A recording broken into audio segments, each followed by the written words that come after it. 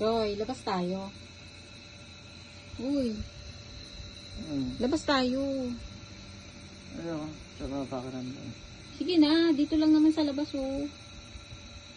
Lakad-lakad lang tayo doon sa may market. Saka pakiramdam ko sa tangulo ko sa para kapag. Kaya nga maglakad-lakad tayo para ma-stretch ang katawan mo eh. Ito na lang. Sakit na ang ulo ko. Dito na. Ayoko nga. Ikaw na nga lang. Sakit Ano na ba ang ulo naman ko yan? nga. Ang tamad-tamad mo naman. O ayan, siguro sisipagin ka na niyan. Hindi ka na.